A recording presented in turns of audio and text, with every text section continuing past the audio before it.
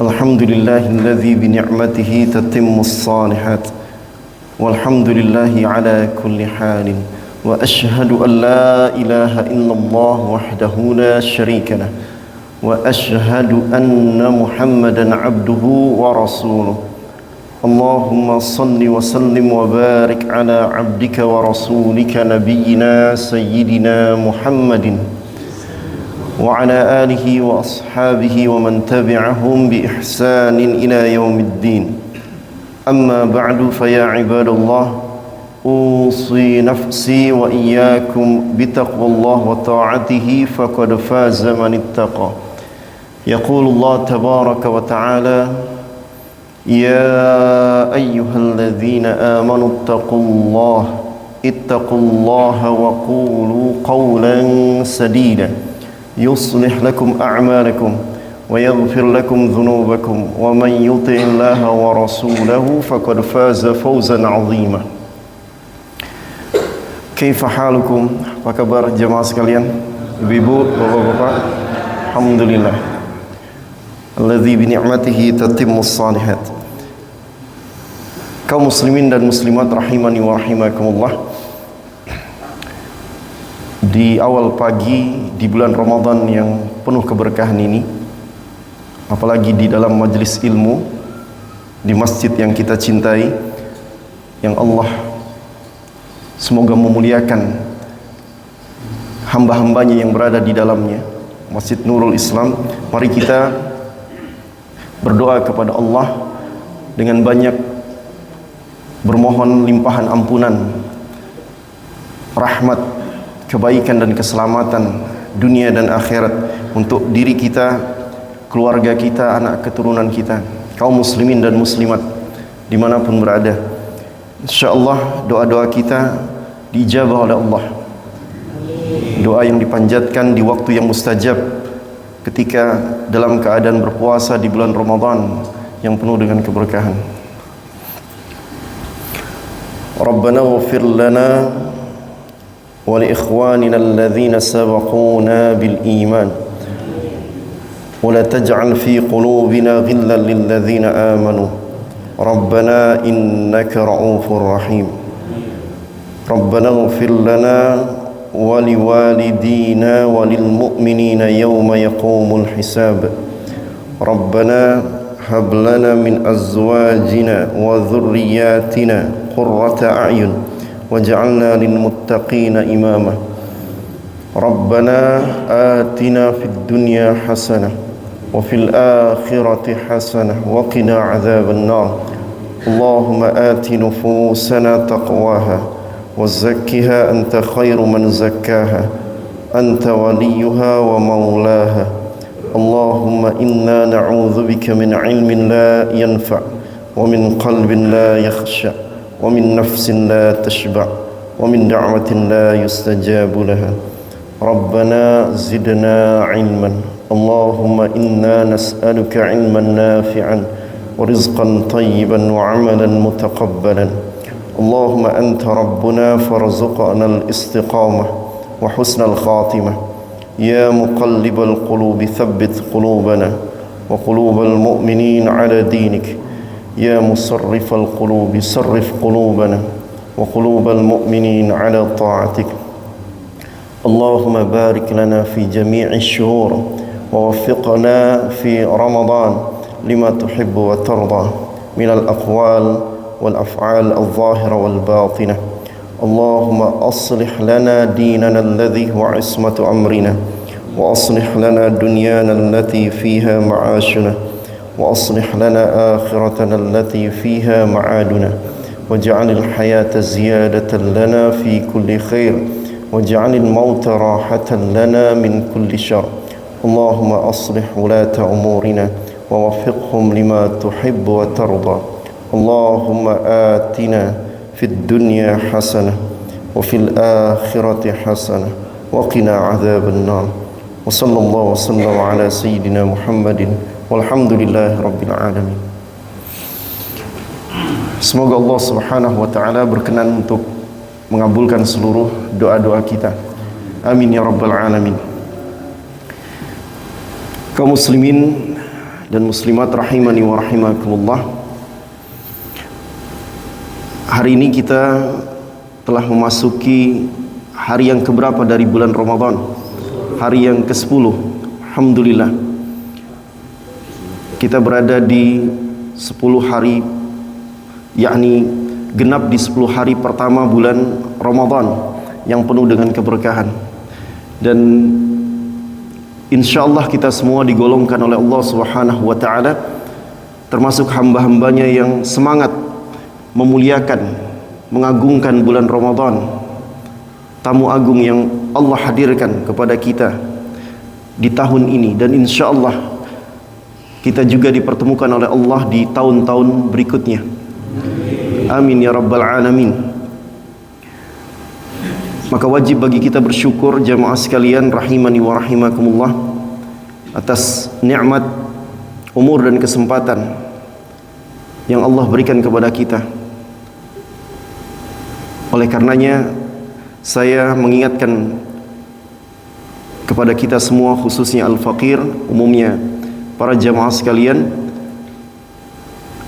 mari kita yakni sungguh-sungguh mengamalkan firman Allah Subhanahu wa taala di dalam surah Ali Imran ayat 133 hingga 136. Dan insyaallah ini menjadi pembahasan kita pagi hari ini. Mentadaburi surah Ali Imran ayat 133 hingga 136. Kalau kita sungguh-sungguh mengamalkannya, maka insyaallah kita menjadi pemenang yang Allah Subhanahu wa taala anugerahkan kepada kita ketakwaan. Allah Subhanahu wa taala berfirman di dalam surah Ali Imran ayat 133.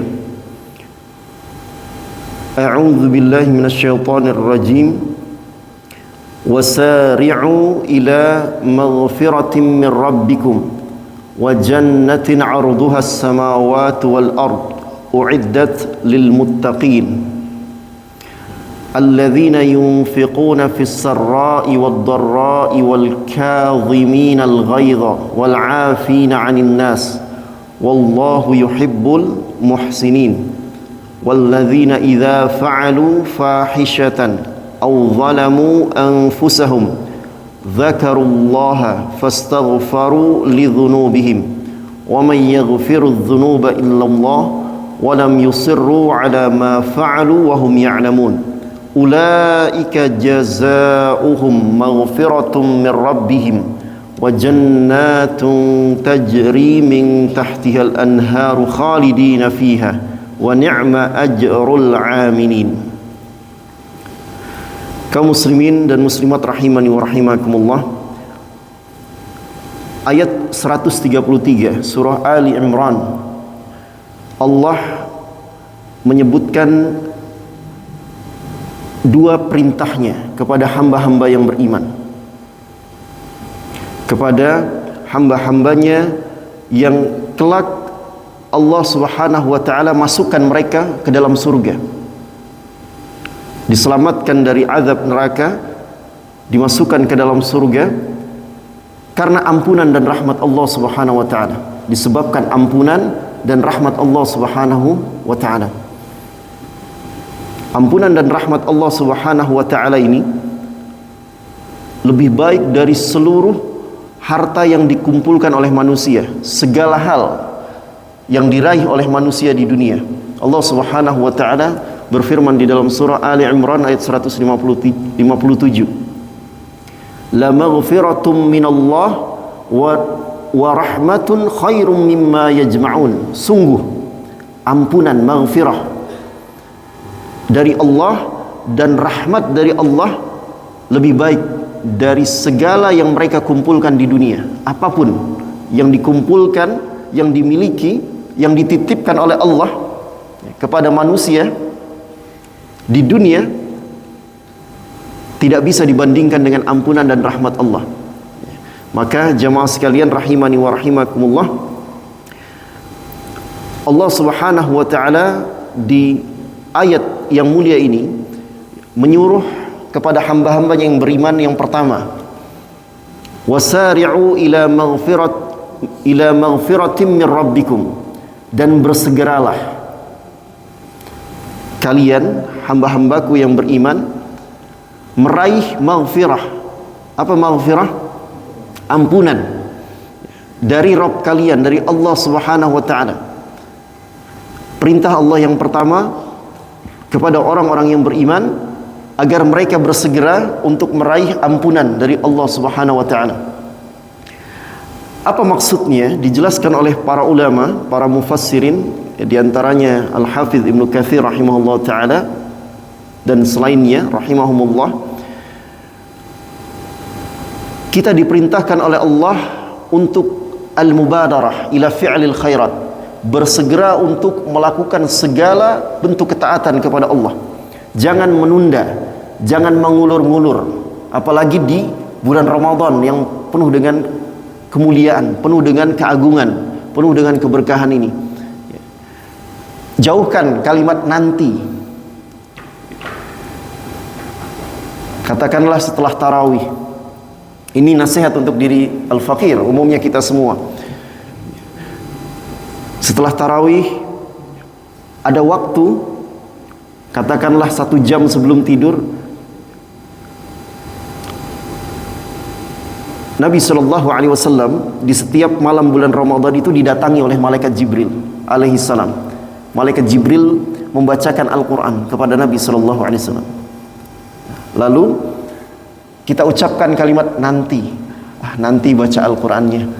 Padahal Masya Allah, di malam hari bulan Ramadan ini luar biasa, amalan yang luar biasa. Ketika kita memanfaatkan sebagian waktu di malam hari dengan membaca Al-Quran. Insya Allah Al-Quran menjadi syafaat pada hari kiamat kalau kita sungguh-sungguh berinteraksi dengan Al-Quran, terutama di bulan Ramadan. Maka sempatkan, khususkan sebagian waktu di malam hari untuk kita duduk bersama Al-Quran, berinteraksi dengan Al-Quran. 15 menit misalnya, setengah jam. Kalau malam hari lebih dari setengah jam mungkin bagi yang sudah kekenyangan, kemudian sudah berdiri lama tarawih, apalagi setelah tarawihnya ada kelanjutannya, ada ronde berikutnya, mungkin cepat ngantuknya. Bagi yang belum terbiasa, paling tidak 15 menit kita duduk bersama Al-Quran, membaca Al-Quran. Kita korbankan rasa ngantuk kita itu untuk melihat kalamullah, membaca kalamullah. Maka insya Allah Al-Quran menjadi syafaat. Apa kata Nabi SAW?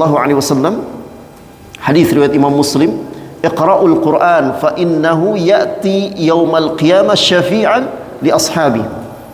Bacalah oleh kalian Al-Quran, sesungguhnya Al-Quran menjadi syafaat dengan izin Allah, menjadi penolong dengan izin Allah.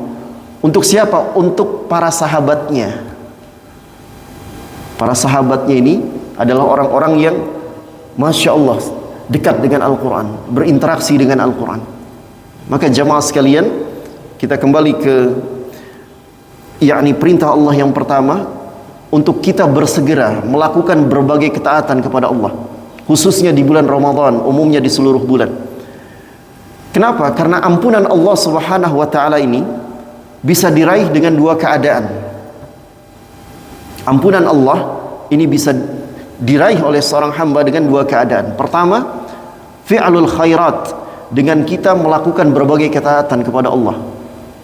Kita ibadah kepada Allah, kita meninggalkan larangan Allah, maka Allah berikan ampunan tanpa kita mengucapkan istighfar, astaghfirullahalazim. Itu sudah Allah Subhanahu wa taala akan berikan ampunan. Allah Subhanahu wa taala berfirman di dalam surah Ali Imran ayat 31.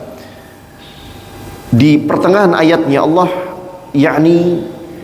memberikan kabar gembira kepada hamba-hambanya yang dia sungguh-sungguh mendekatkan diri kepada Allah dengan mengikuti atau melaksanakan ajaran Rasulullah sallallahu alaihi wasallam. Mendekatkan diri kepada Allah dengan mengikuti petunjuk Nabi sallallahu alaihi wasallam. Yuhibbukumullah wa yaghfir lakum dzunubakum. Allah cinta kepada kalian, Allah mencintai kalian, wa yaghfir lakum dzunubakum, dan mengampuni dosa-dosa kalian. Kalau seorang hamba itu diampuni oleh Allah dari dosa-dosanya, maka sudah dipastikan orang itu pun dicintai oleh Allah Subhanahu wa taala. Karena cinta Allah Subhanahu wa taala itu mengantarkan kepada maghfirah, ampunan Allah. Allah cintai kalian dan Allah ampuni dosa-dosa kalian dengan melakukan ketaatan kepada Allah Subhanahu wa taala. Dan Nabi sallallahu alaihi wasallam bersabda berkaitan dengan keutamaan puasa yang dikerjakan karena Allah dan mengharapkan pahala dari Allah. Begitupun dengan qiyam Ramadan, tarawih.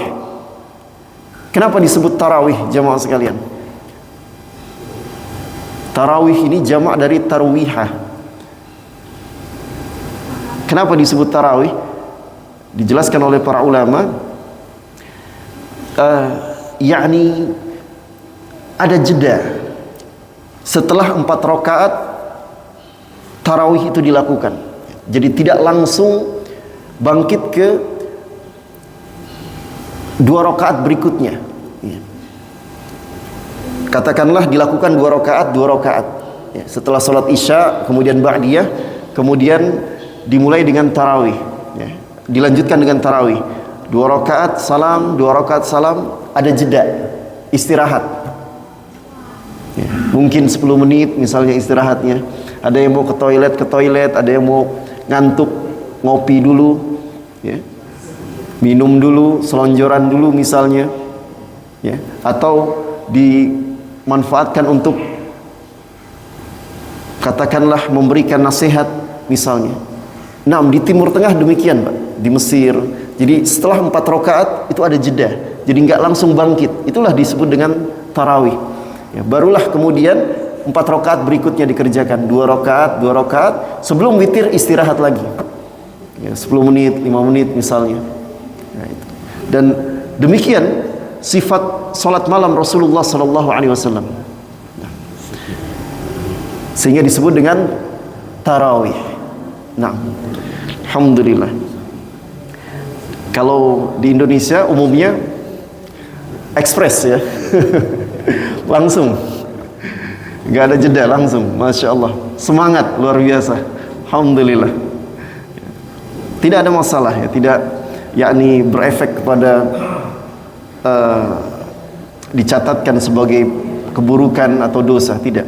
Nah, jemaah sekalian rahimani wa rahimakumullah, Nabi sallallahu alaihi wasallam bersabda, saya sampaikan ini agar kita memahami bahwa ampunan Allah itu akan diberikan kepada seorang hamba dengan melakukan ketaatan. Man shama ramadhana imanan wa ihtisaban ghufira lahu ma taqaddama min dhanbihi. Man qama ramadhana imanan wa ihtisaban ghufira lahu ma taqaddama min dhanbihi. Siapapun yang berpuasa karena iman kepada Allah dan mengharapkan pahala, karunia dan ridha Allah, Allah ampuni dosa-dosanya. Siapapun yang qiyam Ramadan, tarawih, karena iman kepada Allah, dia berdiri di hadapan Allah, dia rukuk dan sujud kepada Allah karena beriman kepada Allah, dan dia mengharapkan karunia dan ridha Allah, pahala dari Allah, Allah ampuni dosa-dosanya. Jadi Masya Allah. Jadi rahmat Allah, ampunan Allah itu diberikan setiap hari di bulan Ramadan. Bukan hanya bulan Ramadan, di luar Ramadan pun demikian. Rahmat Allah, ampunan Allah terbentang setiap harinya. Allah Subhanahu wa taala berfirman di dalam surah Al-A'raf ayat 56, "Inna rahmatallahi qaribum minal muhsinin." Sesungguhnya rahmat Allah itu dekat dengan dari orang-orang yang berbuat baik.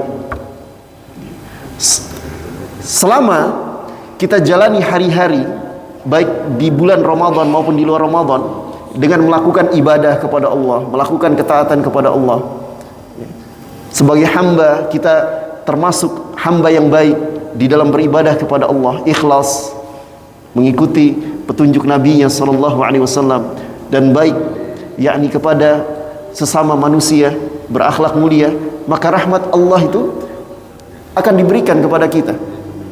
Tidak harus menunggu Ramadan. Dan di bulan Ramadan pun tidak hanya dibatasi dengan 10 hari pertama saja. Karena ada satu riwayat menyebutkan demikian, ya, ada hadisnya tapi didaifkan oleh sebagian para ulama, ya, berkaitan dengan 10 hari pertama rahmat, 10 hari kedua ampunan, 10 hari ketiga pembebasan dari api neraka. Riwayat Al-Imam Ibnu Khuzaimah, ya, namun di dalam sanadnya ada perawi yang bermasalah, yakni Ali bin Zaid bin Juda'an, ya, dia bermasalah sehingga sebagian ulama mendhaifkannya. Maka yang tepat bahwa setiap hari mau di bulan Ramadan maupun di luar Ramadan, Allah Subhanahu wa taala bentangkan rahmatnya. Allah Subhanahu wa taala akan berikan rahmatnya, ampunannya kepada siapapun hamba yang yakni baik di dalam beribadah, baik dalam berinteraksi kepada manusia, berakhlak mulia. Nah, jemaah sekalian rahimani wa rahimakumullah, keadaan yang kedua untuk meraih ampunan Allah Subhanahu wa taala adalah dengan secara khusus lisan kita berzikir kepada Allah dengan beristighfar. Astaghfirullahaladzim. Ringan, ya. Astaghfirullah. Paling tidak astaghfirullah. Ya. Astaghfirullah atau astaghfirullahaladzim, atau ada yang lebih panjang dari itu, ada sayyidul istighfar. Secara khusus lisan kita meminta ampunan kepada Allah. Dan yang lebih baik lagi, kita tidak hanya meminta ampunan untuk diri kita, tapi juga untuk orang tua kita, untuk keluarga kita, untuk kaum muslimin, kaum muslimat. Dan ini Masya Allah, ampunan yang kita mohonkan kepada Allah untuk kaum muslimin, kaum muslimat itu kembali kepada kita, Pak. Bukankah ada hadis Nabi sallallahu alaihi wasallam yang menyebutkan apabila seorang muslim fima makna mendoakan saudaranya bizahril ghaib, tanpa sepengetahuannya saudara yang dia doakan ini tidak tahu, maka ada malaikat di sisinya yang mengucapkan walaka bimithlin atau walaka bil mithl, bagimu juga mendapatkan apa yang kau mohonkan. Jadi Masya Allah, segala kebaikan, segala ampunan yang dimohonkan kepada Allah untuk kaum muslimin itu kembali kepada kita, Pak. Luar biasa, ya. Kaum muslimin, kaum muslimat di seluruh dunia ini, gak hanya di Indonesia, ya, banyak sekali jumlahnya, mungkin lebih dari 1 miliar. Dan seluruh ampunan yang kita mohonkan kepada Allah untuk mereka itu kembali kepada kita. Jadi Masya Allah, ya. Maka ketika lisan kita beristighfar, jangan lupa, ya, yakni tambahkan istighfar kita untuk kaum muslimin, untuk kaum muslimat dimanapun berada. Dan Masya Allah, Nabi SAW menyebutkan di antara keutamaan istighfar, Pak, hadis yang diriwayatkan oleh Imam Abu Daud, meskipun sebagian ulama mendhaifkan, tapi ada sebagian yang lain menghasankan, karena artinya tidak mendhaifkan, karena ada penguat-penguat, ya, ada dhawabit, ya, dari Al-Quran, dari hadis yang lain, sehingga derajat hadis ini diangkat menjadi hasan, tidak dhaif. Dan saya yakni mengikuti pendapat para ulama yang menghasankan hadis ini, ya, tentang keutamaan istighfar. Hadis riwayat Imam Abu Daud dari sahabat Ibnu Abbas radhiyallahu anhuma, man lazimal istighfar ja'alallahu lahu min kulli dhiqin makhraja wa min kulli hammin farajan wa razaqahu min haitsu la yahtasib. Siapapun yang melazimkan istighfar, mendawamkan istighfar, menjadikan istighfar itu sebagai wiridnya, dia dimanapun sedang berjalan, sedang di atas kendaraan, sedang menuju ke masjid misalnya, lagi nyantai dan seterusnya, dia beristighfar kepada Allah, lisannya beristighfar. Apa kata Nabi SAW? Siapapun yang melazimkan istighfar, niscaya Allah akan menjadikan kesempitan yang dia rasakan menjadi lapang. Allah Subhanahu wa ta'ala akan memberikan makhraj, jalan keluar untuknya. Punya masalah, ibu-ibu punya masalah misalnya di rumah, atau katakanlah di majlis ta'lim misalnya, jamaah bapak-bapak, ibu-ibu dan kita semua menghadapi masalah, banyak istighfar kepada Allah Subhanahu wa ta'ala. Maka insya Allah Allah akan memberikan jalan keluar dari permasalahan yang kita hadapi. Koneksikan hati kita langsung kepada Allah. Banyak istighfar. Dan itu diamalkan oleh para ulama. Ketika mereka sedang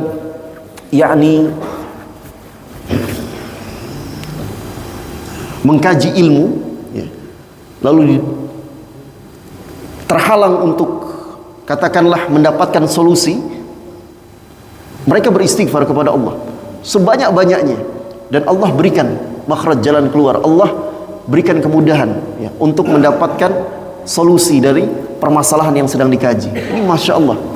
Itu yang pertama. Yang kedua, wa min kulli hammin farajan, dari setiap kegelisahan, Allah Subhanahu wa ta'ala akan memberikan faraja, kelapangan.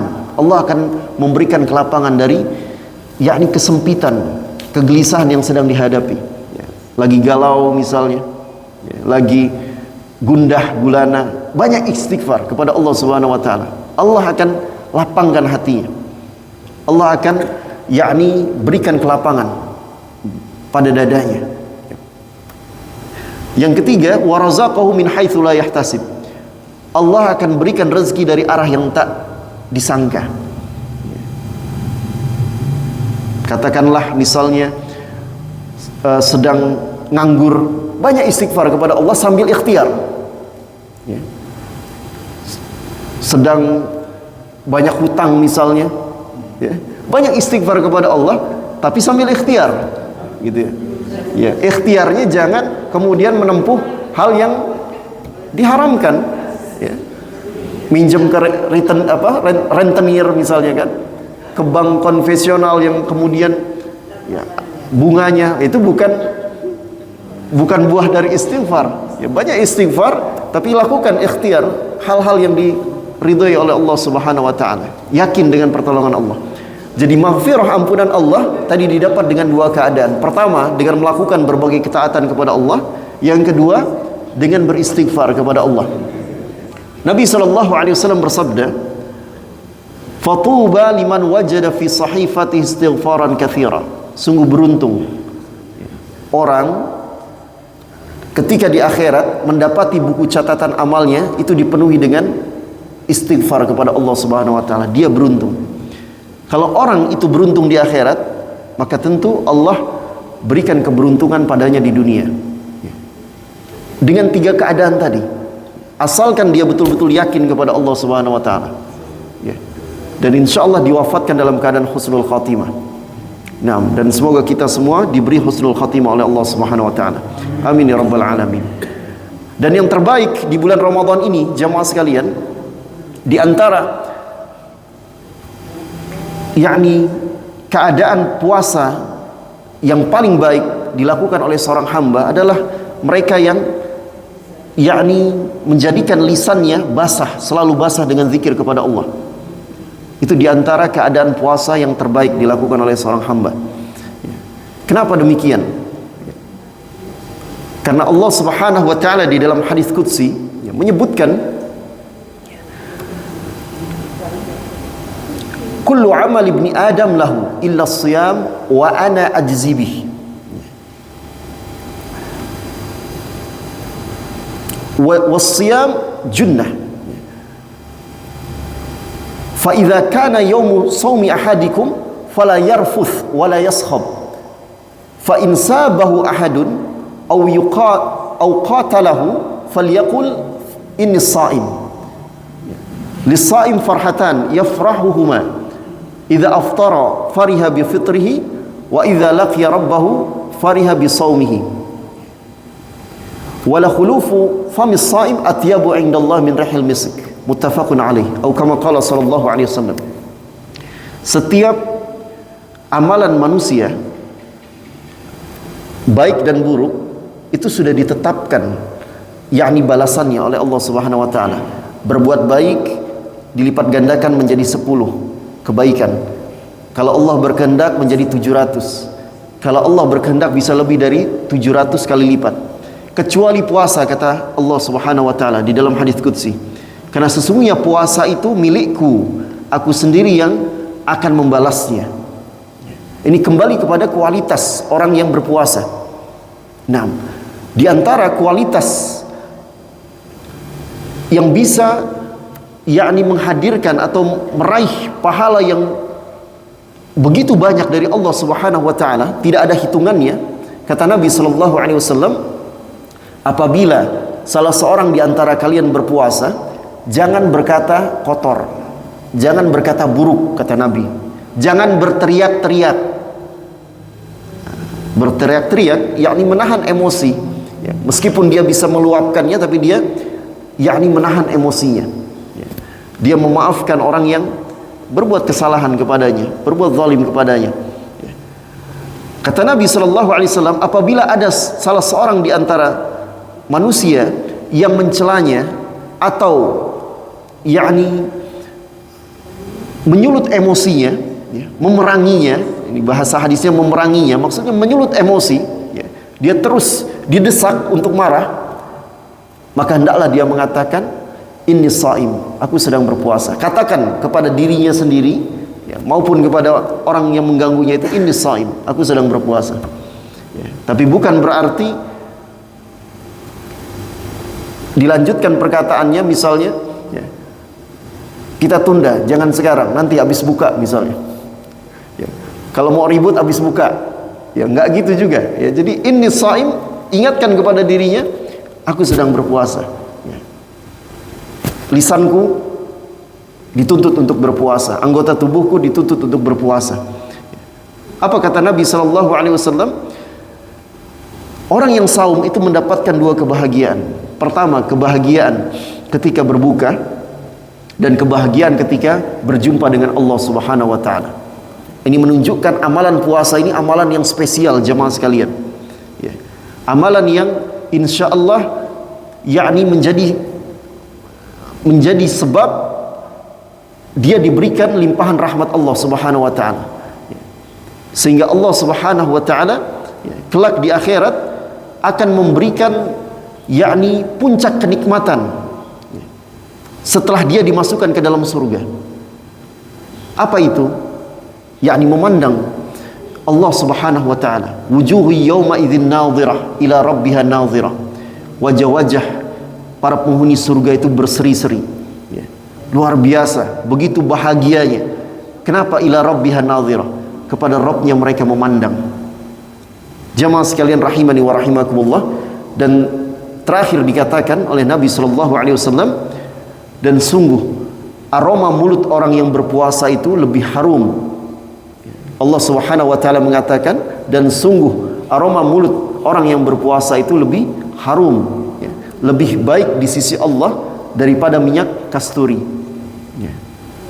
Jadi dia tidak hanya berpuasa, tidak hanya menahan mulutnya untuk makan dan minum, ya, tapi dia gunakan untuk berzikir kepada Allah, membaca Al-Quran, berzikir kepada Allah sebanyak-banyaknya, beristighfar kepada Allah, sehingga keadaan mulut ini ya, diberi balasan yang jauh lebih baik oleh Allah Subhanahu wa taala, yaitu lebih baik dari aroma kasturi. Masya Allah.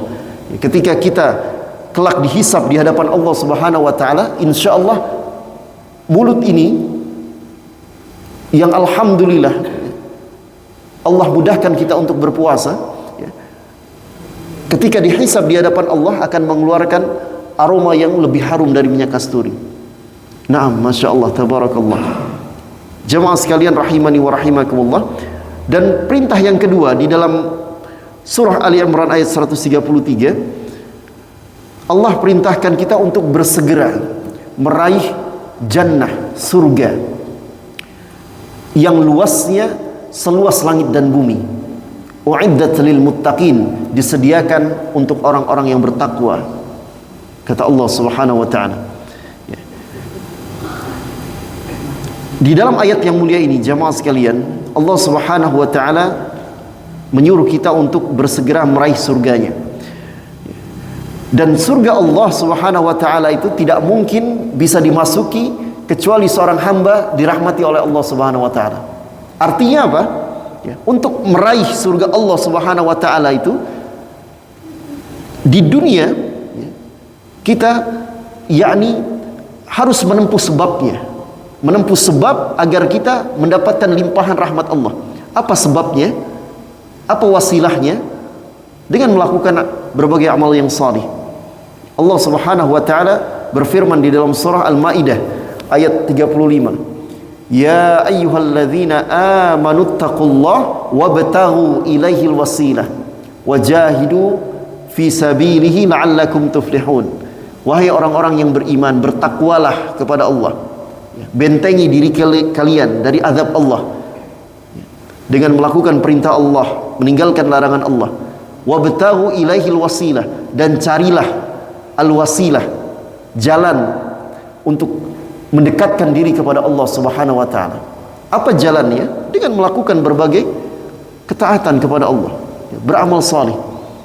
Wajahidu fi sabilihi la'allakum tuflihun, dan berjuanglah kalian di jalan Allah agar kalian beruntung di dunia dan di akhirat. Allah Subhanahu wa taala berfirman di dalam surah An-Nahl ayat 32. Udkhulul jannata bima kuntum ta'malun. Masuklah kalian ke dalam surga. Bima kuntum ta'malun, disebabkan amal kebajikan yang kalian kerjakan di dunia. Ayat yang mulia ini dipahami bukan berarti kita dimasukkan ke dalam surga itu karena amal soleh yang kita lakukan. Tidak, jemaah sekalian. Amal soleh yang kita lakukan bertahun-tahun masih banyak kekurangannya. Setiap hari kita sholat, baik sholat wajib maupun sholat sunnah, masih banyak kekurangannya. Kurang khusyuknya, kemudian mungkin ketika berwudu pun masih kurang sempurna, dan seterusnya, masih banyak kurangnya. Kurang bersyukur kita kepada Allah, kurang bersabar di dalam menjalankan perintah, meninggalkan larangan Allah, masih banyak kurangnya. Jadi ayat yang mulia tadi bukan dipahami bahwa amal salih yang kita kerjakan itu bisa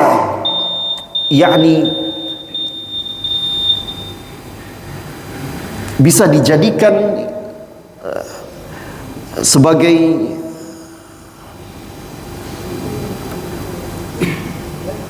kalau bahasa tijarahnya, ini amal soleh yang kita kerjakan bisa untuk membayar surga Allah Subhanahu wa taala. Itu nggak mungkin. Allah Subhanahu wa taala membeli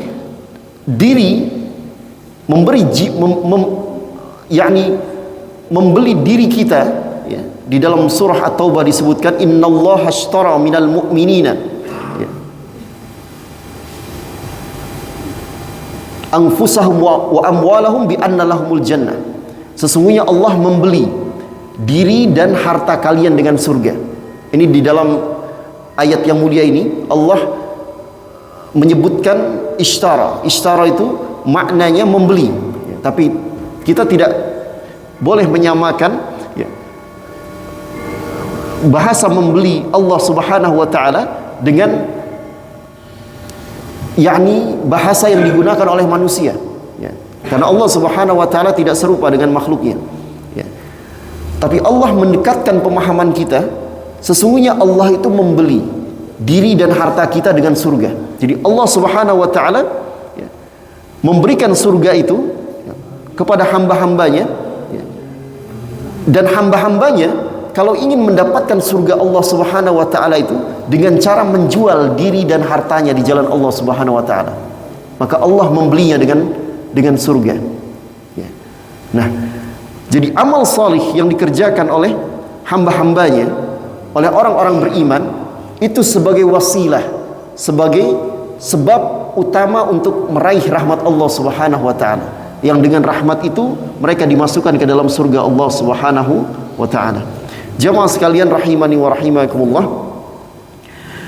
Dan terakhir Allah Subhanahu wa taala menyebutkan di ayat yang mulia ini bagaimana keadaan luasnya surga itu. Kata Allah Subhanahu wa taala, raihlah surga yang luasnya seluas langit dan bumi. Allah sebutkan di dalam ayat yang mulia ini bumi. Kalau kita melihat yakni ukuran bumi dibandingkan dengan langit Allah, langit yang Allah ciptakan, tidak bisa dibandingkan, ya. Bumi yang kita tempati ini begitu kecil, ya. Kalau dibandingkan dengan 7 lapis langit yang kita saksikan dari bumi sekarang ini saja, baru langit dunia, ya. Ada 7 lapis langit. Setiap lapisan itu ada rongganya, jadi bukan lapisan begini, ya. Ya. Seperti apa? Kue lapis legit, ya. Nah, bukan seperti ini, tapi ada rongganya, ya. Dari lapisan satu ke lapisan kedua ada rongganya, dan luasnya hanya Allah yang tahu, ya. Tapi kenapa disebutkan surga itu seluas langit dan bumi? Kenapa bumi juga disebutkan? Nah, ini berkaitan dengan yakni keadaan kita, ya, manusia khususnya, ya. Sebelum diwafatkan oleh Allah, sebelum berpindah alam, ya, yaitu alam akhirat, kita hidup di dunia, kita hidup di bumi Allah Subhanahu wa taala. Dan bumi Allah dijadikan untuk beramal. Apapun bentuk amalnya, baik dan buruk, bumi akan menjadi saksi di hadapan Allah Subhanahu wa taala. Yauma idzin tuhadditsu akhbaraha.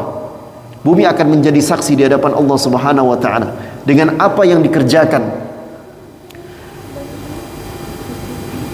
Dan yang kedua, ada hubungannya dengan kenikmatan yang Allah berikan. Kenikmatan berupa surga sebagai balasan terbaik dari Allah Subhanahu wa taala. Nabi sallallahu alaihi wasallam menyebutkan, hadis riwayat Imam Al-Bukhari dan Muslim dari sahabat Abdullah bin Mas'ud radhiyallahu anhu, kata Nabi sallallahu alaihi wasallam, sungguh aku mengetahui orang yang paling terakhir dikeluarkan dari neraka dan dimasukkan ke dalam surga oleh Allah Subhanahu wa taala. Di akhir hadisnya Allah Subhanahu wa taala berkata kepadanya, "Idhhab fadkhulil jannah fa inna laka mislad dunya wa 'ashara amsalha." Pergilah dan masuklah engkau ke dalam surga. Sesungguhnya engkau mendapatkan surga seperti dunia dan 10 kali lipatnya. Apa kata Nabi sallallahu alaihi wasallam? "Dzaka adna ahlil jannah manzilatan." Itulah derajat atau tingkatan surga paling rendah yang Allah Subhanahu wa taala berikan kepada penghuni surga. Jadi dia mendapatkan 10 kali lipatnya dunia. Allahu akbar. Ya, kita tinggal di Waihalim, dan Waihalim pun nggak kita kuasai. Ya, yang kita punya yakni rumah yang kita tempati, ya, dan yakni halamannya. Di luar itu sudah bukan punya kita. Ya, tapi Allah memberikan balasan yang terbaik, ya, untuk orang yang masih ada iman di dalam hatinya, ya, asalkan dia tidak menyekutukan Allah dengan syirik besar. Tapi bukan berarti kita yakni meremehkan dosa, tidak, ya. Karena hadis yang mulia ini, ya, menyebutkan orang yang paling terakhir dikeluarkan dari neraka dalam keadaan merangkak, ya. Dan kita nggak mau, kita bermohon kepada Allah agar kita tidak dimasukkan ke dalam neraka, ya. Jangan menantang neraka, ya. Jangan kemudian kita punya anggapan asalkan masuk surga, ya nggak apa-apa, ya, nanti transit dulu di neraka. Nauzubillah, ini menantang neraka, ya. Menantang neraka Allah Subhanahu wa taala yang Nabi sebutkan, ya, api yang biasa kalian gunakan di dunia itu satu bagian dari 70 bagian api neraka Allah Subhanahu wa taala. Nah, tapi Masya Allah, Allah berikan kepada yakni penghuni surga terakhir, orang yang terakhir dikeluarkan dari neraka itu 10 kali lipat dunia. Ini menunjukkan dunia ini nggak ada apa-apanya di sisi Allah Subhanahu wa taala, ya. Jangan sampai tertipu dengan manisnya, hijaunya dunia, ya. Kita manfaatkan sisa umur kita untuk sungguh-sungguh beribadah kepada Allah Subhanahu wa taala, untuk meraih karunia dan ridha Allah Subhanahu wa taala, untuk meraih ampunan dan rahmat Allah Subhanahu wa taala. Dan semoga Allah Subhanahu wa taala menggolongkan kita hamba-hamba, termasuk keluarga dan anak keturunan kita, hamba-hamba yang bertakwa hingga kematian datang. Allah Subhanahu wa taala ringankan hisab kita di akhirat. Allah Subhanahu wa taala teguhkan hati kita untuk melewati jembatan sirat yang dibentangkan di atas jahanam, yang tipisnya lebih dari rambut, tajamnya lebih dari pedang. Allah selamatkan kita, ya, untuk melintasi sirat itu sampai ke surga Allah Subhanahu wa taala. Dan semoga Allah kumpulkan kita semua dengan Rasulullah sallallahu alaihi wasallam. Amin ya rabbal alamin. Wallahu taala a'la wa alam. Wa sallallahu wasallam ala sayyidina Muhammadin walhamdulillahi rabbil alamin. Cukup? Ada yang mau bertanya? Silakan. Barakallahu fiik. Bismillah. Waalaikumsalam warahmatullahi wabarakatuh. Jadi saya tanya Ustaz, saya betul-betul nggak tahu, dan ini saya tanya ke ahlinya Ustaz, biar ada kejelasan buat saya dan keluarga. Saya mau tanya, arti dari imsak itu apa? Apa Pak? Kenapa durasinya 10 menit? Oh, imsak. Ya, Nah, arti imsak itu apa? Kenapa durasinya 10 menit? Terus puasa itu dimulai dari imsak apa subuh? Karena kalau saya mulainya dari subuh, ya, barakallahu fiik. itu. Nah, jazakallahu khair. Dari subuh.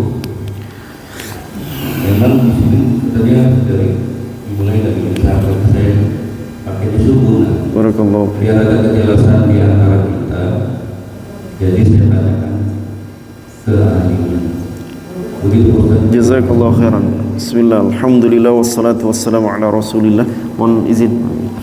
Nah, al-imsak itu artinya menahan diri, ya. Al-imsak itu artinya menahan diri. Puasa, as-saum secara bahasa itu artinya al-imsak, menahan diri. Puasa secara bahasa itu artinya menahan diri. Adapun secara istilah syara', al-imsak 'anil mufattirat, yakni menahan diri dari segala perkara yang membatalkan, ya, puasa, ya. Di antaranya makan, minum dengan sengaja, ya, menyalurkan syahwat, berhubungan suami istri, ya. Min tulu'il fajri ila ghurubi syams, dimulai dari terbitnya fajar, masuknya waktu subuh, ya, hingga terbenamnya matahari, ya. Naam, waktu maghrib.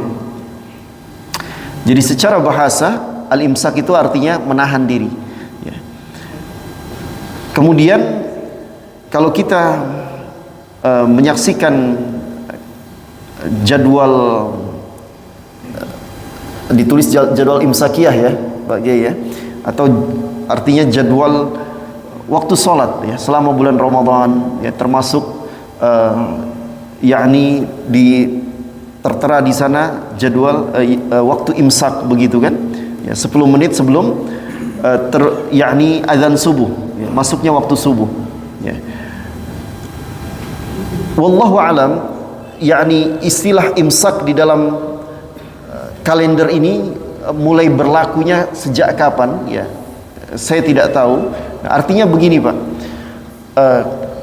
katakanlah sudah berjalan puluhan tahun. Sekarang saya memposisikan diri sebagai orang yang hidup di zaman sekarang. Saya nggak tahu kenapa para ulama, misalnya yang mengeluarkan ini para ulama, ya, mengapa sebagian ulama, ya, mengeluarkan istilah imsak ini, ya, saya nggak tahu apa alasan mereka, gitu kan. Bisa jadi, ya, alasannya ini yang dimaksud bukan imsak menahan diri untuk tidak makan dan minum lagi, ya, bisa jadi, ya. Naam. Jadi kalau tadi kita hubungkan dengan makna saum, ya, iya, imsak itu ya puasa itu, ya, dimulainya puasa itu, ya, dari sejak terbit fajar hingga terbenam matahari, itu imsak namanya, ya, menahan diri untuk tidak melakukan pembatal puasa. Itu istilah syaratnya yang benarnya, ya. Adapun istilah yang yakni ada di tengah-tengah masyarakat, ya, di kalender imsakiyah itu, ya, maka kita berhusnuzan, ya, kepada yakni sebagian ulama yang bisa jadi memunculkan istilah itu, ya, menahan diri, ya. Artinya menahan diri di sini bukan berarti yakni tidak boleh lagi untuk makan dan minum, ya, ya. Menahan diri untuk yakni bersiap-siap, ya, bersiap-siap menunaikan sholat subuh, ya. Artinya apa? Ya, diusahakan, ya, sebelum yakni 10 menit sebelum masuknya waktu subuh itu, ya, kita sudah selesai makan dan minum beratnya, ya. Makan dan minum beratnya itu sudah selesai Pak, ya. Makan nasi lauknya itu sudah selesai lah. Jadi 10 menit sebelum masuk subuh itu sudah siap-siap untuk menunaikan sholat subuh, ya. Kalaupun yakni kita masih perlu minum, ya, katakanlah sambil menunggu azan subuh, ya, di masjid kita berzikir kepada Allah, ya, kita masih, ya, ada air mineral yang kita bawa, misalnya 5 menit sebelum azan subuh kita minum dulu, tidak ada masalah, ya, tidak ada masalah. Nah, artinya yang dimaksud istilah imsak di dalam yakni syariat adalah menahan diri untuk tidak melakukan pembatal puasa, dan itu dimulai dari terbit fajar, masuknya waktu subuh, dan berakhir hingga terbenam matahari, ya. Jadi saya kira jelas ya Pak, ya. Bagaimana sikap kita? Ya, sikap kita, ya, yakni dengan jadwal imsak yang ada di kalender itu, ya, jangan meyakini bahwa 10 menit sebelum waktu subuh itu imsak tadi, ya, terdengar sirene misalnya kan, ya, meyakini bahwa sudah tidak boleh makan dan minum, nggak boleh, ya. Kalau meyakini demikian, berarti kita sudah yakni sudah melakukan hal yang keluar dari apa yang disyariatkan, ya, oleh Allah Subhanahu wa taala. Karena Allah berfirman di dalam surah Al-Baqarah ayat 187,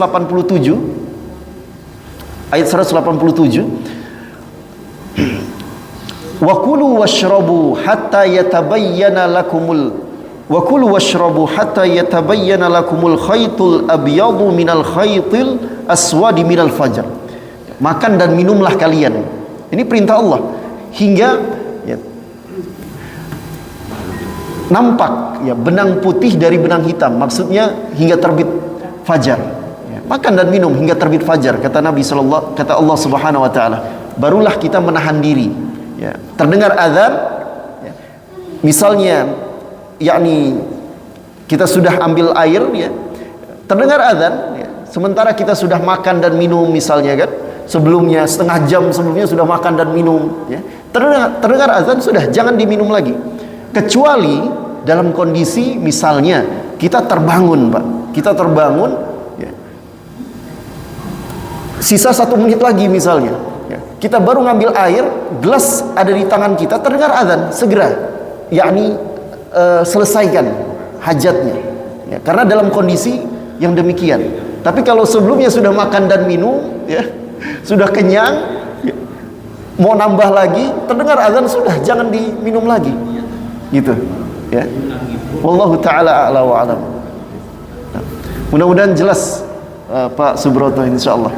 Yang penting jangan ada keyakinan di dalam hati kita bahwa imsak di dalam jadwal itu, ya, artinya makan dan minum sudah nggak boleh lagi. Itu nggak boleh ada keyakinan begitu. Masih boleh makan dan minum hingga terdengar adzan.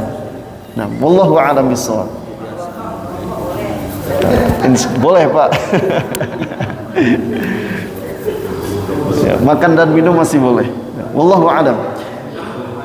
Baik, kita berdoa kepada Allah Subhanahu wa taala.